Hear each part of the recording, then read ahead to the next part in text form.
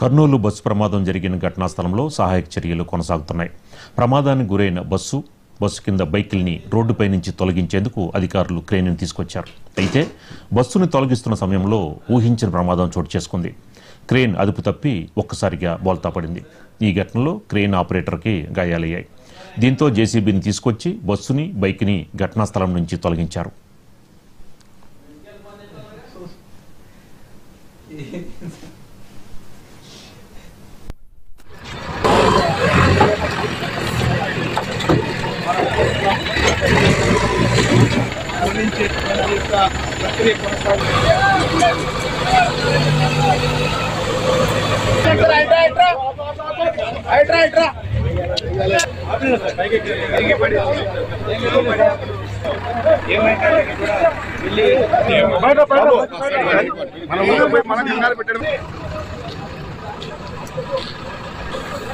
Left side కాలు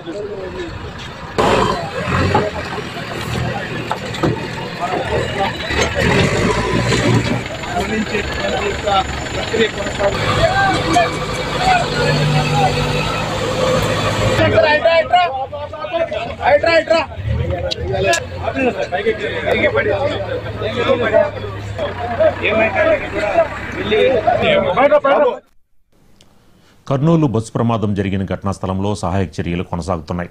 ప్రమాదానికి గురైన బస్సు బైకుల్ని రోడ్డుపై నుంచి తొలగించేందుకు అధికారులు క్రేన్ తీసుకొచ్చారు. అయితే బస్సును తొలగిస్తున్న సమయంలో ఊహించిన ప్రమాదం చోటు చేసుకుంది.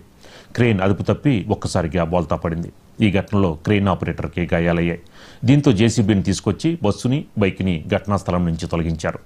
ఇక ఇదే అంశానికి సంబంధించి మనకి మరింత సమాచారం మా కర్నూలు కరెస్పాండెంట్ ఖలీల్ అందిస్తారు. ఖలీల్, సీతారామరాజు, ఇవాళ ఏదైతే ఉదయం జరిగిన బస్సు ప్రమాద ఘటనకు సంబంధించి చాలా దురదృష్టకరం అని చెప్పేసి కూడా ఇప్పటికే రాష్ట్ర ప్రభుత్వం ప్రకటించిన నేపథ్యంలో ఇవాళ బస్సును ఏదైతే ఉదయం 3:30 గంటల సమయంలో జరిగిన బస్సు ప్రమాద ఘటనకు సంబంధించి బస్సు ఒక్కడన్నా మృతదేహాలను వెలికి తీయడంతో పాటు మరి అక్కడ ఉన్న క్షతగాత్రులందరూ కూడా తరలించడం జరిగింది. ఈ నేపథ్యంలో బస్సు అడ్డంగా ఉన్న నేపథ్యంలో, నేషనల్ హైవేకు అడ్డంగా ఉన్న నేపథ్యంలో వాటిని పక్కకు జరిగే సమయంలో అక్కడ ఉన్న ఏదైతే ఉందో జేసీబీ ఒక్కసారిగా బోల్తా పట్టిన ఘటన వెలుగులోకి వచ్చింది. అయితే ఈ నేపథ్యంలో జేసీబీ డ్రైవర్ కు కొంచెం గాయాలు కావడంతో అతను ఇమీడియట్ గా అక్కడ నుంచి మళ్ళీ తరలించడం జరిగింది. ఆసుపత్రి తరలించి చిన్న గాయాలు కావడంతో అయితే ఈ నేపథ్యంలో ఉదయం నుంచి జరిగిన చూసుకుంటే మాత్రము ఏదైతే ఒక విషాదకరమైన వార్త అని చెప్పొచ్చు. ప్రధానంగా ఉదయం తెల్లవారుజామున 3:30 గంటల సమయంలో జరిగిన ఈ ఘటనలో దాదాపుగా 20 మంది సజీవ దాహమైనారు, అగ్నికి ఆహుతయ్యారని చెప్పొచ్చు. మొత్తం బస్సు మంటలు దగ్ధమైందని చెప్పొచ్చు. ఈ నేపథ్యంలో కొంతమంది క్షతగాత్రులు కూడా ఆసుపత్రిలో చికిత్స పొందుతున్నారు. మొత్తం 40 మంది ప్రయాణికులలో 20 మంది చనిపోవడం జరిగింది. మిగతా వారందరూ కూడా ఆసుపత్రిలో చికిత్స పొందుతున్న పరిస్థితి కనిపిస్తుంది. మొత్తానికి చూసుకుంటే మాత్రం ఇది కర్నూలు జిల్లాలో ఇది జరిగిన ఈ ఘటన మాత్రము ఏదైతే ఉందో ఒక విషాదకరమైన వార్తగా చెప్పొచ్చు. ఖలీల్, మరి ఏదైతే ఇందులో మృతించిన వాళ్ళు ఉన్నారు 19 మంది 20 మంది అంటున్నారు, మరి ఏంటి వాళ్ళ హాస్పిటల్ దగ్గర ఉన్న పరిస్థితి ఏంటి, వాళ్ళ కుటుంబ సభ్యుల పరిస్థితి ఏంటి, మీ దగ్గర ఉన్న అప్డేట్స్ ఏంటి? ప్రైవేట్ ట్రావెల్స్ కు చెందిన Vemuri Kaveri travels bus number DD01N9490 Hyderabad నుండి బెంగళూరు వెళ్తున్న సమయంలో తెల్లవారుజామున 3 గంటల నుండి 3 గంటల 15 నిమిషాల ప్రమాదానికి గురి కావడం జరిగింది.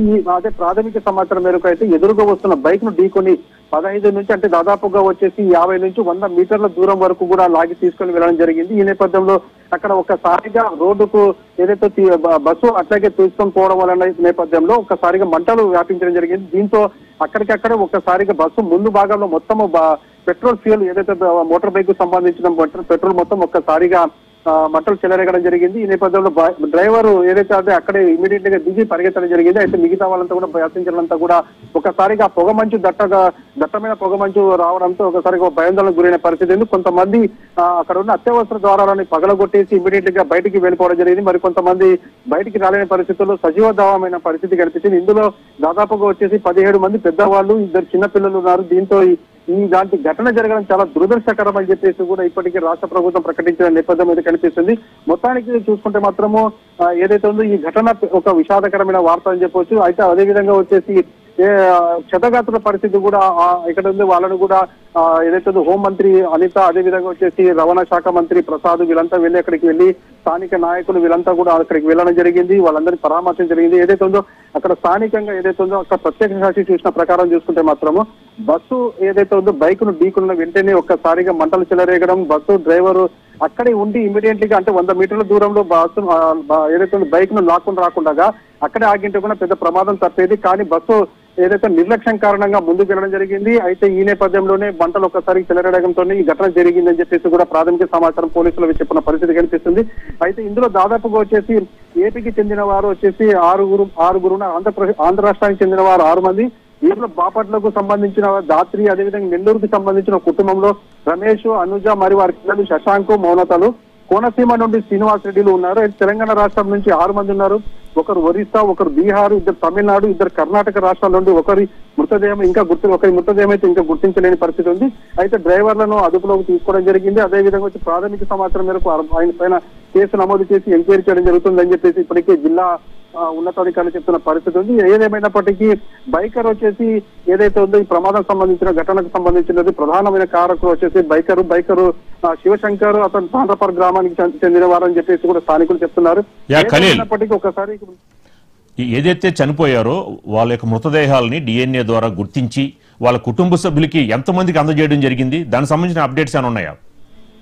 ఇప్పటి వరకు అయితే 11 మందిని వాళ్ళందరినీ కూడా DNA ద్వారా పరీక్షించి వాళ్ళ కుటుంబ సభ్యులకు అందించడం జరిగింది. మిగతా వాళ్ళను కూడా గుర్తించలేని పరిస్థితులు ఉన్నారు. అయితే వాళ్ళందరి పరిస్థితి వచ్చేసి DNA ద్వారా వారి కుటుంబ సభ్యులకు అందజేస్తాము. రాత్రి లోపల కూడా వారికి సంబంధించిన పనిలో నిమగ్నమైనామని చెప్పేసి కూడా ఇప్పటికే అధికారులు చెప్తున్న పరిస్థితి. డాక్టర్లు కూడా వైద్యులు, అదేవిధంగా ఫోరెన్సిక్ ల్యాబ్ సంబంధించిన వాళ్ళంతా కూడా DNA సంబంధించిన వాళ్ళంతా వైద్యులంతా కూడా అక్కడికి వెళ్లి కుటుంబ సభ్యులకు సంబంధించిన వాళ్ళ DNAకు సంబంధించిన చెక్ చేసి వారి కుటుంబ సభ్యులకు ఇవాళ పూర్తి చేస్తాం, వాళ్ళ మృతదేహాలను కూడా అందజేస్తామని చెప్పేసి కూడా చెప్పడం జరిగింది. ఏదేమైనప్పటికీ ఇప్పటి వరకు అయితే 11 మందికి సంబంధించిన DNA పరీక్షలు పంపించి వాళ్ళ కుటుంబ సభ్యులకు అందజేయడం జరిగింది. Right, thank you Khaleel, thank you very much.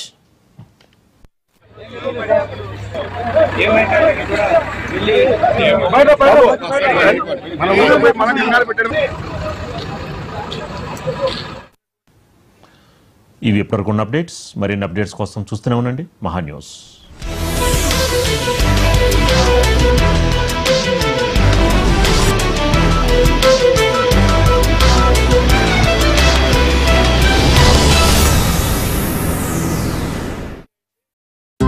ఆ రోజుల్లో ఇన్వెస్ట్మెంట్ అంటే రూపాయి దాచుకోవడమే. ఈ రోజుల్లో ఇన్వెస్ట్మెంట్ తీరే మారిపోయింది. Right time, right place, right investment. Yoshita, it's not brand, it's an emotion. Mukunda జ్యువెలరీలో దీపావళి దంతెరాస్ సంబరాలు అక్టోబర్ 15 నుండి 20 వరకు. VIP ఫ్లాట్ 15% డిస్కౌంట్, అది కూడా 0 మేకింగ్ చార్జెస్ తో. ఇంకా సిల్వర్ జ్యువెలరీ MRP పై ఫ్లాట్ 20% డిస్కౌంట్. ఈ ఆఫర్ అన్ని ముకుంద బ్రాంచెస్ లలో లభ్యం. షరతులు వర్తిస్తాయి.